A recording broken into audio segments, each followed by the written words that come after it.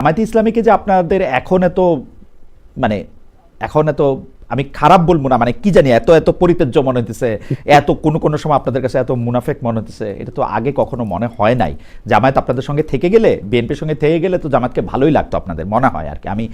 আমি বিভিন্ন করেছিলেন, বুঝতে পেরেছি। আমি খুব খোলা মনে একটু বিষয়টা ব্যাখ্যা করি। তার আগে আমি একটা কনফিউশন দূর হলো, সেই জন্য রাসেলকে ধন্যবাদ জানাই যে ইসলামী আন্দোলন বাংলাদেশ কিংবা হেফাজত ইসলাম এবং জামায়াত ইসলাম এরা যে এক একজন এক এক মাযহাবের ছিল এবং এখন যারা একজোটে আসছে, দূরত্ব কমে গেছে, এক মাযহাবে চলে আসছে, এটা আমার জানা ছিল না। না, এটা মাযহাবের প্রশ্নটা কিন্তু মাযহাবের প্রশ্নটা কিন্তু মাযহাবের প্রশ্ন না।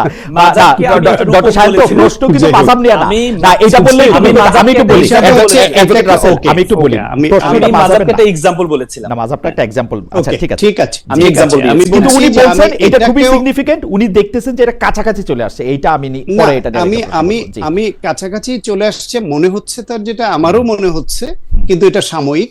সেটা এই বিএনপি আর জামায়াতের যে আন্ডারস্ট্যান্ডিং এবং এই যে কখনো মুনাফিক বলা, কখনো না বলা, এবং এই যে এই ধর্মভিত্তিক দলগুলোর কখনো একে অপরকে ইসলামী না এরকম বলা, আবার কখনো কাছাকাছি চলে আসা, এই সবগুলোই আসলে স্বার্থ সংশ্লিষ্ট ঐক্য যখন থাকে তখন তারা একে অপরের যে দোষ ত্রুটি আছে সেটা নিয়ে বলে না।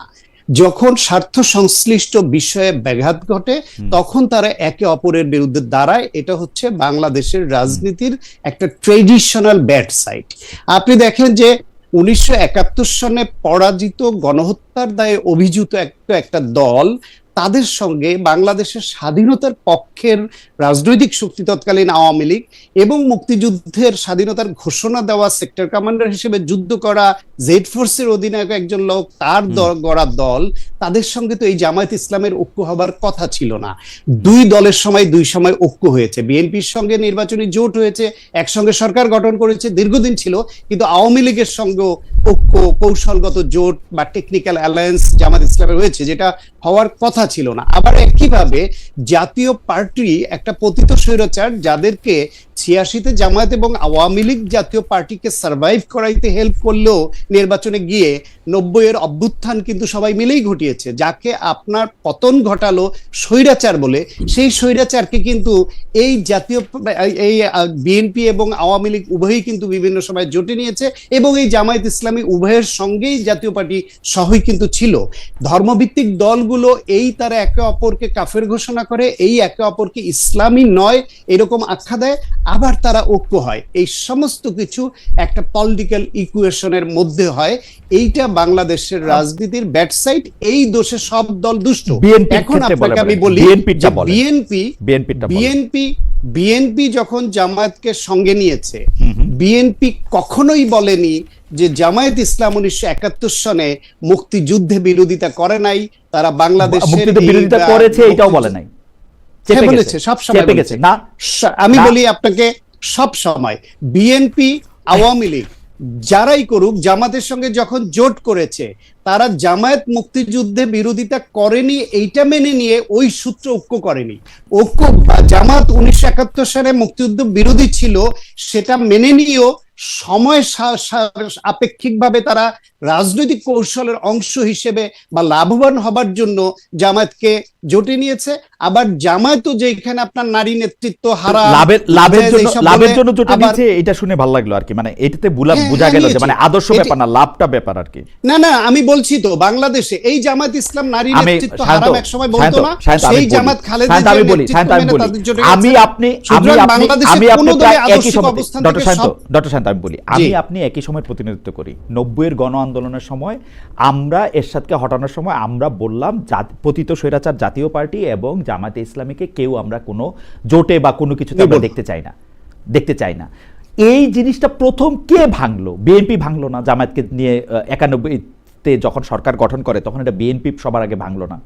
বিএনপি যখন 96 সালে নির্বাচনে পরাজিত হওয়ার পর যখন 4 দলীয় জোট রেখা রূপরেখা বলে, তখন এটার আগ্রহটা বিএনপির ছিল না। আপনি দেখেন, আমি কিন্তু দেখতেছিলাম যে মোটের উপর জামায়াত কিন্তু বিএনপির উপর অসন্তুষ্ট ছিল, জামায়াত বিএনপির উপর অসন্তুষ্ট ছিল নানা কারণে, কিন্তু এই জামায়াতের সঙ্গে একটা অ্যালায়েন্স করার জন্য বিএনপি সবার আগে আসছে, বিএনপি নতুন নেগেটিভ তৈরি করছে এবং বিএনপি কিন্তু জামায়াতকে সঙ্গে নিছে বেশি করে। আপনি নিজে, আমি খুঁজে পাবো, আপনি নিজে বহু লেখা লিখছেন এই সময়। আমি ঠিক সমালোচনা করে না, কিন্তু খুঁজলে আমি পাবো। আপনি শুধু শেষের এই অংশটা দেখলেন, জামায়াতকে বাংলাদেশের রাজনীতি করবার অধিকারটাই ফিরিয়ে দিয়েছে জিয়াউর রহমান। সুতরাং জামায়াত প্রশ্নে বাংলাদেশে যদি বেশি ব্লেম কাউকে করতে হয় সেটা অবশ্যই বিএনপি, কারণ এইরকম যুদ্ধবিরোধী মুক্তিযুদ্ধ বিরোধী একটা শক্তিকে রাজনীতিকে পুনর্বাসন করেছে জিয়াউর রহমান। এখন কথা হচ্ছে ইনক্লুসিভ রাজনীতির স্বার্থে দেশকে ঐক্যবদ্ধভাবে এগিয়ে নেওয়ার জন্য তিনি করেছিলেন, কিন্তু তার এই করাটা তার দৃষ্টিতে সঠিক মনে হলো, অনেকের দৃষ্টিতে ভুল মনে হতে পারে। আবার পরবর্তীতে এসে 91 পরবর্তী সময়ে যখন সরকার গঠন বা এই যে 91 সালে 18টা আসন জামাত পেয়ে গেল, I personally don't believe যে জামাত নিজের যোগ্যতায় কোন রকম আনঅফিশিয়াল বা ইনফর্মাল আন্ডারস্ট্যান্ডিং না হওয়া সত্ত্বেও বিএনপির সঙ্গে 18টা সিট পেতে পারে। সুতরাং 91 নির্বাচনেও বিএনপির সঙ্গে জামাতের একটা বিহাইন্ড দি স্ক্রিন একটা আন্ডারস্ট্যান্ডিং ছিল, কোথাও কোথাও ওই আসন ভিত্তিক সমঝোতা ছিল, এটা অনেকে বলেন, না হলে 18টা সিট জামায়াত ইসলাম পাওয়ার কথা না। ফলে জামায়াতকে বিএনপি বিভিন্ন সময় কৌশলগতভাবে কখনো ফর্মালি ওপেন, কখনো হিডেন তাদের ঐক্য ছিল এবং জামাতকে বেনিফিটেড করেছে এবং জামাত দ্বারা বেনিফিটেড হয়েছে। আওয়ামী লীগও ঠিক একইভাবে আবার জামাত দ্বারা বেনিফিটেড হওয়ার জন্য তাদেরকে 95-96 সনে তাদের সঙ্গে জোটে নিয়েছে, বিএনপির বিরুদ্ধে আন্দোলন করেছে, আবার নির্বাচনে জামাত 3 সিট পেয়ে কিক আউট হয়ে গেছে, কিক আউট হয়ে আবার বিএনপির সঙ্গে। বাংলাদেশের রাজনীতিতে জামাত ইসলাম, বিএনপি, আওয়ামী লীগ, জাতীয় পার্টি, 4টা বড় শক্তি, এমনকি কিছু বাম ঘরানার তারাও প্রত্যেকের কেউই যে সত্যিকার অর্থে যে আদর্শিক যে রাজনীতিটা করার দরকার ছিল সেটা বিচ্যুত সবাই করেছে। অবশ্যই জামাত করেছে, সেই উদাহরণটা আমি দেই। জামাত বাংলাদেশে বলেছে, তাদের পক্ষ থেকে বলেছে নারী নেতৃত্ব তারা মানে না, নারী নেতৃত্ব না জায়েজ। সেই নারী নেতৃত্ব মেনে নিয়ে তারা আবার বেগম খালেদা জিয়ার নেতৃত্বে কখনো, শেখ হাসিনার নেতৃত্বে কখনো রাজনীতি তারা করেছে। কিন্তু জামাত ধর্মের কথা যখন ইনফরমালি বলে তখন একরকম বলে, আবার যখন ফর্মালি বলে তখন আরেক রকম বলে। মানুষের কাছে গিয়ে বলে ডক্টর সায়েন্তো, এই জিনিস তো বাংলাদেশে পলিটিক্সে সব সময় আমি দেখে আসতেছি। মানে শুধু জামায়াতকে আপনি বলতেছেন না, জামায়াতকে আপনি বেগম জিয়ার কথা কেন বলেন না? বেগম জিয়ার 1991 সালের আপনি ভাষণের কথা কেন বলেন না? উনি ধর্মকে কার্ড হিসেবে ব্যবহার করছেন, শেখ হাসিনা তো কার্ড হিসেবে ব্যবহার করেনি। উনি বলছেন আওয়ামী লীগকে ভোট দিলে দেশ হিন্দু রাষ্ট্র হয়ে যাবে, দেশে শাখা চুরি এগুলি দেখা যাবে। কথা হচ্ছে গিয়ে আমি বিএনপি সমর্থক হয়েও বিএনপি জামায়াতকে নিয়ে বা এই জাতীয় পার্টিকে নিয়ে ভুল করেছে আমার দৃষ্টিতে, এটা আমার ব্যক্তিগত মত, সে কথাটা আমি বলছি। পাশাপাশি জামায়াত কি করেছে, জাতীয় পার্টি কি করেছে, আওয়ামী লীগ কি করেছে, সব কটা বলছি। কিন্তু আপনি আমাকে স্পেসিফিক্যালি বলছেন জামাত করেনি। জামাত করেছে, জামাত তাদের আদর্শ জামাত তাদের সুবিধা প্রাপ্তির জন্য মুখে যা বলে, অন্তরে যা পোষণ করে, মুখে তা বলে না, মুখে যা বলে কাজে তা করে না।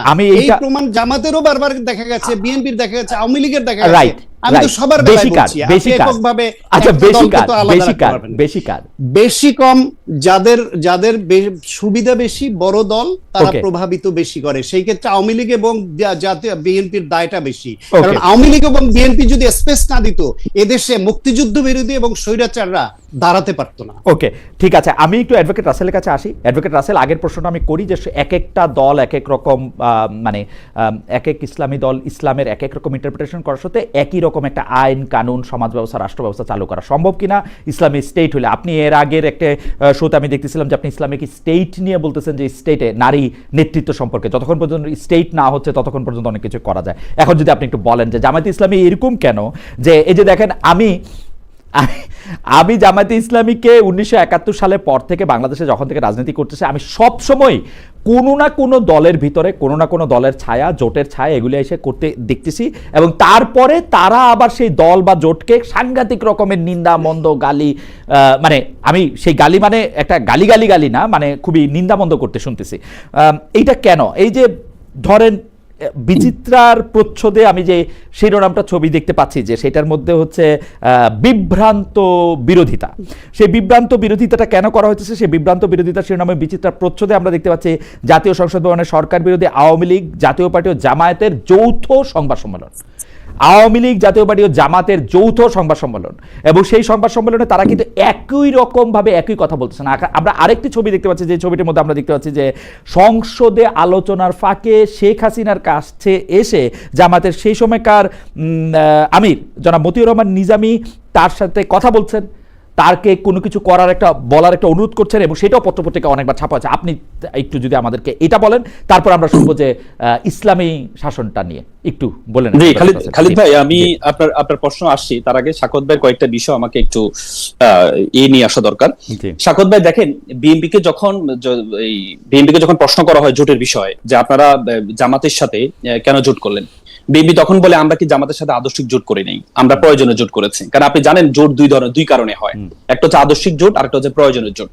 তার মানে বিএনপিকে যখন প্রশ্ন করে জামাতকে কেন নিয়েছে, তখন বিএনপি বলে আমরা আদর্শিক জোট করি নাই, আমরা প্রয়োজনীয় জোট করেছি।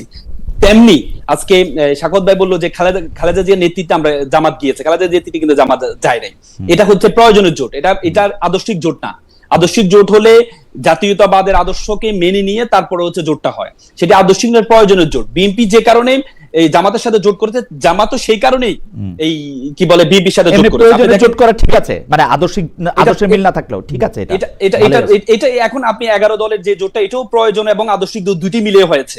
আপনি দেখেন মানে প্রয়োজন বেশি না আদর্শ বেশি? আমি তো বিএনপির দেখি বিএনপি প্রয়োজনে করে, জামায়াতের ক্ষেত্রে আপনার আদর্শ প্রয়োজন, আপনার এই প্রয়োজনের জন্য প্রয়োজন, দুটির জন্য প্রয়োজন। মানে যখন যেটা সুবিধা, মানে এক পকেটে প্রয়োজন আছে, এক পকেটে আদর্শ আছে, যখন যেটা সুবিধা এটা না, যখন আপনার দেশের স্বার্থের জন্য। আপনি দেখেন এবারে জুলাই আন্দোলনে যারা সবাই ঐক্যবদ্ধ হয়েছে, যারা আধিপত্যবাদের বিরুদ্ধে সবাই ঐক্যবদ্ধ হয়েছে, সেখানে কিন্তু সবাই কিন্তু আদর্শিক জোটে ছিল না, প্রয়োজনের জোটে, যে দেশের স্বার্থে সবাই জোটে আসছে। দেখেন শাকত ভাই বলেছে যে দাবি একটা ছিল যে শেখ হাসিনাকে ক্ষমতা থেকে চলে যেতে হবে, পদত্যাগে বাধ্য করতে হবে, সেই একটা পয়েন্টে সবাই এক হয়েছে। কিন্তু পরে এটাকে আমরা দেখছি যে কার কত ক্রেডিট, এটা আসলে শিবিরই বেশি করছে না বিএনপি বেশি করছে, এনসিপি পুরাটা নেতৃত্ব দিচ্ছে, এটা নিয়ে আমরা যাই হোক। হাওয়েভার আপনি বলতেছেন যে এটা আদর্শিক জোট কখনো জামাত করে না, জামাত প্রয়োজনে জোট করে, তাই তো? এখনো তাই প্রয়োজনে জোট করে, শুধু নট অনলি জামাত, এখানে বিএনপিও সেটা করেছে। বিএনপির কথা আমি আলাদা করে রাখি, জামায়াতের কথা আপনি বলেন। জামায়াতের কথা 91 সালে প্রথম ক্ষমতার স্বাদ কিন্তু জামাতে বিএনপিকে দিয়েছে, এবং জামাত কিন্তু তখন কিন্তু চাইনি যে জামাতের, আপনি দেখেন 150টি আসন যখন আওয়ামী লীগের হচ্ছে না, বিএনপিরও হচ্ছে না, তখন কিন্তু জামাত কিন্তু বিএনপিকে এই আসনগুলো দিয়ে তারপর হচ্ছে ক্ষমতা নিয়ে আসছে। জামাত কিন্তু মন্ত্রিত্ব চাই নাই। 96 সালে যখন বিএনপি সেই কি বলে বিদ্রোহ করেছে, তখনই কিন্তু পরবর্তীতে আওয়ামী লীগের সাথে যুগপৎ আন্দোলন করতে কোনো অসুবিধা হয় পরবর্তীতে। হ্যাঁ, আপনি জামাত সবসময় যারা রাষ্ট্র স্বৈরশাসকের এগেইনস্টে সবসময় দাঁড়ায়। জামাত 1991 সালে জোট করেছে কেন? এরশাদের বিরুদ্ধে। 96 সালে যখন জামাত দেখতে নির্বাচন করেছে, বিএনপি যখন কোন কৌশলে ক্ষমতাটাকে নিতে যাচ্ছে, জামাত হচ্ছে জোট করেনি, জামাত হচ্ছে দেশের সাথে এক ধরনের সমঝোতা করেছে, সমঝোতা করে বিএনপি পরে বাধ্য হয়েছে সেখান থেকে সরে আসার জন্য। এবং 2001 সালে পরবর্তী বিএনপি নিজে বুঝতে পেরে, আপনি নিজেই বলেছেন, পরবর্তীতে অফার করেছে, জামাতকে অফার করেছে এতে আসার জন্য, 4 দলীয় ঐক্য জোটে আসার জন্য। দেখেন আরেকটা বিষয় হচ্ছে শাকত ভাইয়ের আরেকটা বিষয়, আমি একটু বলি, একটু করে বুঝে বলি।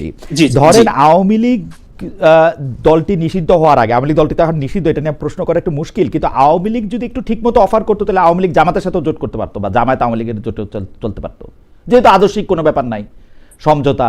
বা ধরেন সামনে জামাত এখনো পর্যন্ত আওয়ামী লীগের সাথে কোনো জোটে যায় নাই, তখন নির্বাচন ছিল না, তখন আন্দোলন ছিল, আন্দোলন ছিল কিসের এগেইনস্টে? দেশের স্বার্থে যখন আসছে। আমরা তো আসলে 71-এর চেতনা, আমি শাকত ভাই তো সবসময় 71 চেতনাকে নিয়ে আসে, কিন্তু তারেক রহমান সাহেব আমার খুব পছন্দনীয় একটা কথা তিনি বলেছিলেন যে আমাদের পূর্বপুরুষরা অতীত নিয়ে এত বেশি ঘাটাঘাটি করেছে, আমরা নতুন প্রজন্ম, আমরা কখনো অতীত নিয়ে ঘাটাঘাটি না করে আমরা দেশকে সামনে নিয়ে যাব। আপনি বলেন তো, কিন্তু এখন পর্যন্ত অতীত ছাড়া আপনি বর্তমানে দাঁড়াবেন কেমনে? আপনার তো পাঠকগণে দাঁড়াতে হবে তো। অবশ্যই, কিন্তু আপনি মানে আপনারাই বা অতীতটারে বাদ দিয়ে দিতে চান কেন? সবারই তো অতীত ভালো জিনিস, তো অতীত তো ভালো জিনিস। Jamaat was very right in 71। জামাতের অবস্থান খুবই ভালো ছিল তো 71 সালে, আপনারা সেটা খালিদ ভাই, আমি আপনাকে বলি 71 চেতনাটা কি। আমি তো মনে করি 71 চেতনা মানে দেশপ্রেম। 71 চেতনা যদি আমি এক কথাই বলি দেশপ্রেম, কিন্তু আপনি আজকে 54 বছরে আপনি বাংলাদেশে কি দেখেছেন? 54 বছরে দেশপ্রেম কোনটা? দেশপ্রেম কোনটা? চাঁদাবাজি করা কি দেশপ্রেম ছিল? আপনি লুট করা কোটি কোটি টাকা আপনি দেশ থেকে পালে, আপনি দেখেন, আপনি শত্রুরা পর্যন্ত বিশ্বাস করে জামাতের যে করাপশনের দিক থেকে, দুর্নীতির দিক থেকে, চাঁদাবাজির দিক থেকে জামাতের অবস্থাটা কত নিচে। আপনি 0.5% আপনি আমি মনে করি এটা তর্কযোগ্য। অ্যাডভোকেট রাসেল, আমি মনে করি এটা তর্কযোগ্য। যেই বিএনপির আপনারা দুর্নীতিযুক্ত বলেন, সেই বিএনপিতে আপনাদের 2 জন বড় মিনিস্টার ছিল, 2 জন। আমাদের যে 2 জন মন্ত্রী ছিল, এই মন্ত্রীকে এখনো পর্যন্ত 11 সরকার চেষ্টা করেছে, এখনো পর্যন্ত দুর্নীতির একটা শব্দ পর্যন্ত এক টাকা জীবনে আমি শুনি নাই যে তারা কোনোদিন, এই যে আমি পুরো তারিখ লয়ে বসে আছি, জীবনে শুনি নাই যে তারা একটা প্রতিবাদ করছেন খালেদা জিয়া সরকারের। শরীয়তের আমি আপনাকে বলি, শরীয়তের বিধান কি জানেন? আমি আপনাকে বলি, শরীয়তের বিধান হচ্ছে আপনাকে প্রথমে যদি আপনি কোনো খারাপ কিছু দেখেন, প্রথমে আপনাকে হাত দিয়ে বাধা দিতে হবে। যদি আপনি হাত দিয়ে বাধা দেওয়ার সামর্থ্য আপনার না থাকে, তাহলে আপনাকে মুখ দিয়ে বলতে হবে। যদি মুখ দিয়ে বলার সামর্থ্য আপনার না থাকে, তাহলে অন্তর দিয়ে ঘৃণা করতে হবে। অন্তর দিয়ে ঘৃণা করবো মানে আমি করবো না সেটা। আপনি দেখেছেন এই মাওলানা মতিউর রহমান নিজামী কৃষি মন্ত্রণালয়ে ছিল, জামাত শুরুতে জামাত বাধা দেওয়ার মাত্র 2 জন মন্ত্রী ছিল, মাত্র 18 জন। জামায়াতের পার্সেন্টেজ অনুসারে মাত্র 2 জন ছিল। আপনি জামাতের কৃষি মন্ত্রণালয় থেকে শিল্প মন্ত্রণালয়ের মাওলানা নিজামীকে কেন নেওয়া হয়েছে? উনি কি বলে আপনার অবৈধ সুযোগটা না দেওয়ার কারণে ওনাকে বাধ্য করে ওনাকে কৃষি মন্ত্রণালয় থেকে শিল্প মন্ত্রণালয়ে নেওয়া হয়েছে। তারপরে উনি কি দুর্নীতি করার সুযোগ দেন নাই, নিজেও করেন না, অন্যকে সুযোগ দেন নাই। আমি শরীয়তের বিধান, আপনি খুবই জ্ঞানী, আপনি আমাকে শুধু এটা বলেন যে হাত দিয়ে বাধা দিতে পারেন না, মুখ দিয়ে কিছু বলেন না, অন্তর দিয়ে ঘৃণা পোষণ করছেন, এর মধ্যে কোনটা? ওই 2 জন ওই ক্যাবিনেটে ছিলেন, ওই 2 জন অন্তর দিয়ে ঘৃণা পোষণ করছেন, অন্তর দিয়ে ঘৃণা পোষণ করছেন, মুখ দিয়ে বলেছেন এবং নিজে দুর্নীতি করে নাই সেটা প্রমাণ করেছেন। মুখ দিয়ে বলছেন যে দুর্নীতির কথা, মুখ দিয়ে বলছেন দুর্নীতির কথা। অবশ্যই কোথায় আপনি দেখেন মন্ত্রী থাকা অবস্থায় মন্ত্রিসভার দুর্নীতির কথা বলছেন, কোথায় এটা?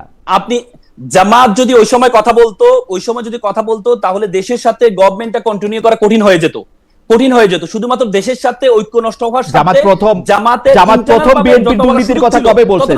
আমি বলি জামাত বিএনপির দুর্নীতির কথা কবে কখন বলছে? তখন জামাত আনুষ্ঠানিক 2009, 10, 11, 12, 13 কখন বলছে বিএনপির দুর্নীতির কথা? আপনারা জামাত আনুষ্ঠানিকভাবে কখনো বলেনি। জামাত আনুষ্ঠানিকভাবে কেন বলে নাই? সরকার থেকে বাইরে হয়ে বলে নাই কেন? সরকার থেকে বাইরে মধ্যে আপনি আছেন, অবশ্যই সবসময় বলেছে। সরকার থেকে বাইরে হয়ে বলে নাই কেন? 9, 10, 11, 12, 13 বলে নাই কেন? সরকার থেকে বের হওয়ার পর সবসময় বলেছে, কিন্তু যখন বিএনপি দুর্নীতি করেছে এটা বলেছে। আপনি এটা তো একবারে পরিষ্কার ছিল, এটা খালিদ ভাই, এটা একবারে পরিষ্কার ছিল। আমি কেন মিস করে গেলাম? এটা একবারে পরিষ্কার ছিল, সবাই বলেছে, একবারে পরিষ্কার করেছিল, কিন্তু অবস্থাটা কি ছিল তখন? 9, 10, 11 পরবর্তীতে অবস্থাটা কি ছিল? অবস্থাটা বাংলাদেশের অবস্থাটা এমন ছিল, আপনি যখন আমাদের উপর ফেসিজম আমাদের মাথার উপর ছিল, ওই সময় যখন ইন্টারনাল ভাবে আপনি এই জিনিসগুলোকে প্রকাশ করা হয়, তাহলে ঐক্য থাকে না, দেশের সাথে ঐক্য থাকে না।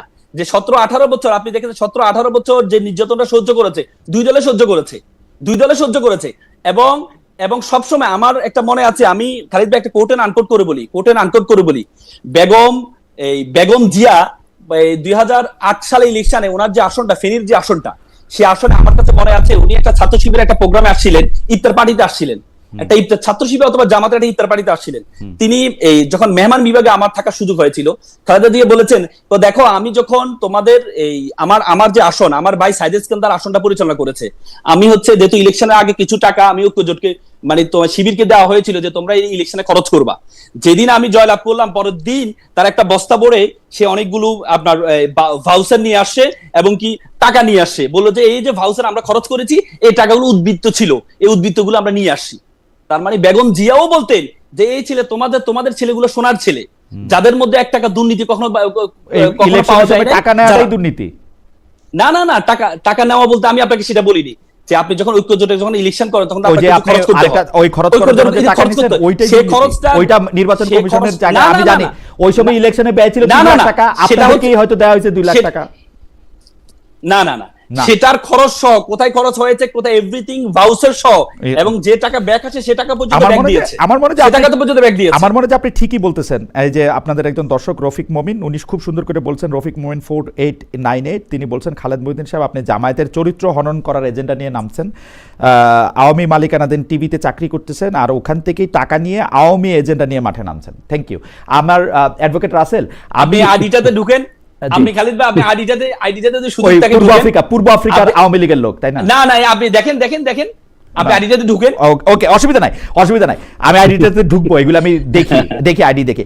অ্যাডভোকেট রাসেল, এখন আপনি যদি, আমার কাছে মনে হয় যে অ্যাডভোকেট রাসেল তার বক্তব্য তিনি স্পষ্ট করেছেন জামায়াত কেন, কখন, কার সাথে কিভাবে রাজনীতি করেছে। আমার কাছে মনে হচ্ছে যে তিনি তার বক্তব্য স্পষ্ট করেছেন এবং আমার তার কথা পছন্দও হয়েছে। আমি যদি এখন আমার রাসেল আপনার সাথে কথা বলতে গিয়ে আসলে অনেকটা সময় পার হয়ে গেল, এখন যদি আমার প্রশ্নের দ্বিতীয় অংশে যদি আপনি আসতেন, সেটা হচ্ছে যে বিভিন্ন ইসলামিক দলগুলো তাদের মধ্যে শরীয়তের বিধান মারার ক্ষেত্রে পার্থক্য থাকা সত্ত্বেও সেইটা আসলে কিভাবে রাষ্ট্র পরিচালনায় একরকমভাবে এটা করতে পারা যাবে, কারণ এটা দেখেন, এবং আপনি কেন কাছাকাছি মনে করছেন। আমি প্রশ্নটা পুরো করি, তাহলে আপনি একটু বুঝতে পারবেন।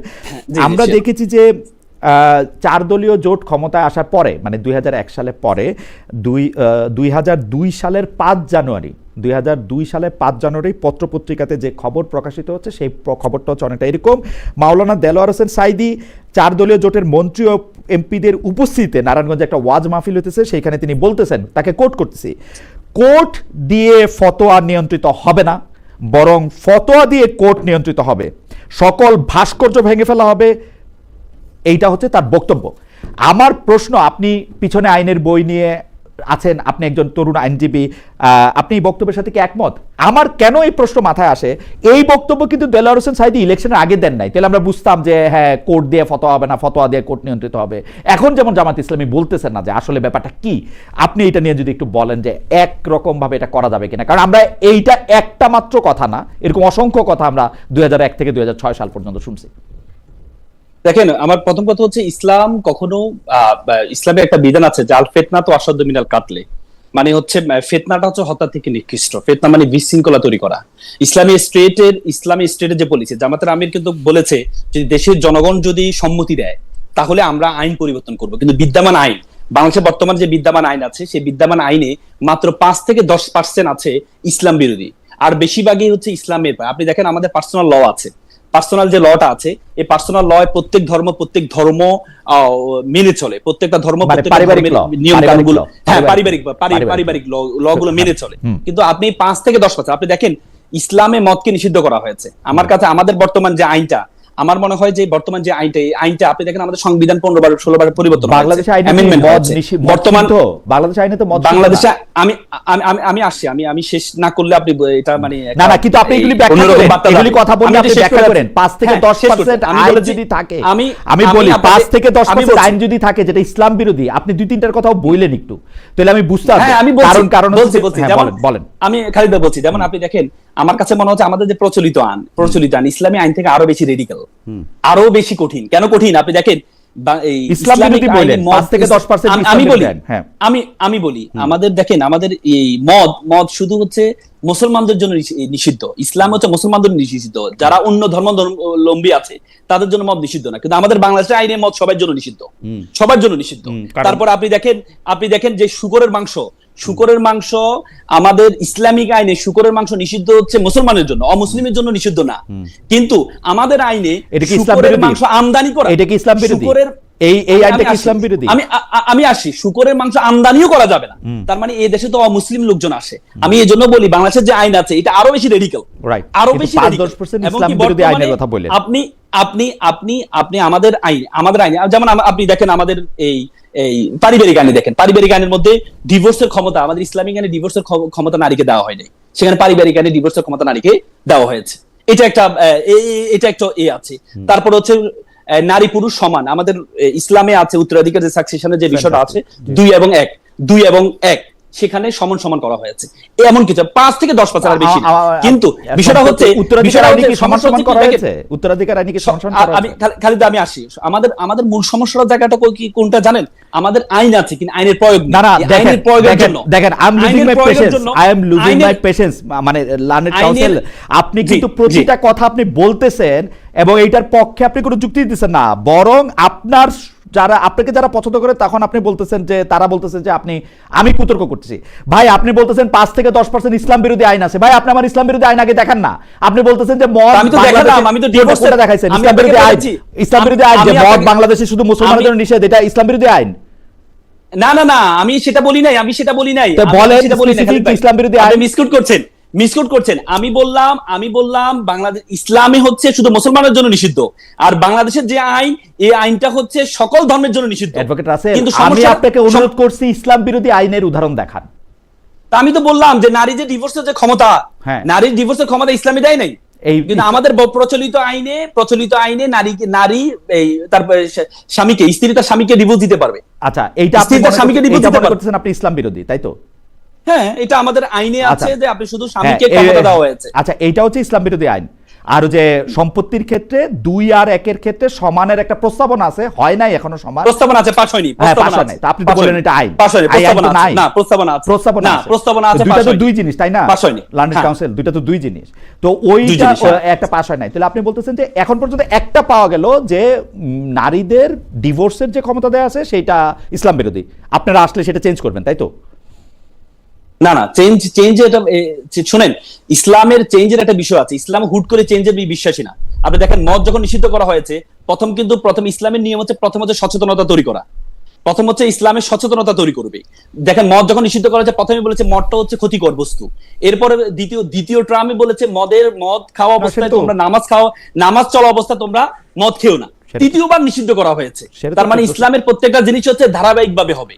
আপনি হুট করে কোনো কিছু নিষিদ্ধ করে দেওয়া, আপনি দেখেন আল্লাহ রাসূলকে দুনিয়াতে পাঠানো হয়েছে মূর্তি ভাঙার জন্য। সে রাসূল 13 বছর মূর্তিকে সামনে রেখে নামাজ পড়েছেন। কিন্তু যখন মক্কা বিজয় হলো, রাসূল মূর্তি ভাঙতে হয়নি, অটোমেটিকলি যারা তৈরি করেছে তারাই। এই কথাটা আপনি বেশিরভাগ সময় বলেন, এটা আপনি কি বুঝাতে চান আমি বুঝি না। কিন্তু মানে আমি বুঝাতে চাই প্লটটা কি? আপনার তিনটা কথার আমি কোনো প্লট বুঝলাম না। মানে মদ শুধু মুসলমানদের জন্য কেন নিষিদ্ধ হবে, সবার জন্য কেন নিষিদ্ধ হবে, শুধু মুসলমানদের জন্য কেন হবে না, শুকরের মাংস কেন আমদানি করা যাবে না, এই মূর্তি সামনে রেখে নামাজ কেন পড়া যাবে না, এই প্লটটা কিসের জন্য? মানে খালিদ ভাই আপনি এটা বুঝেনি তো। আমি কি বলতে চাই, আমি বলতে চেয়েছি হচ্ছে বর্তমানে সবাই বলে যে ইসলামী স্টেট কায়েম হলে অধিকার থাকবে না। আমি মনে করি বর্তমান আমাদের যে ইসলামিক আইন এবং আমাদের যে এক্সিস্টিং যে লটা আছে, এই লটা ইসলামী ল থেকে কঠিন। যেখানে মদের বিষয়ে ইসলামী ল বলেছে শুধু মুসলমানের জন্য নিষিদ্ধ, সেখানে আমাদের আইনে শুধু মুসলমান না সকল ধর্মের জন্য নিষিদ্ধ, কিন্তু ব্যাপারটা হচ্ছে আমার জানা মতে যেই সব দেশে ইসলামিক আইন আছে সব দেশে একই অবস্থা। সৌদি আরবে সকলের জন্যই মদ নিষিদ্ধ। আপনি মদ কোথাও আমি ওইটা বলি না।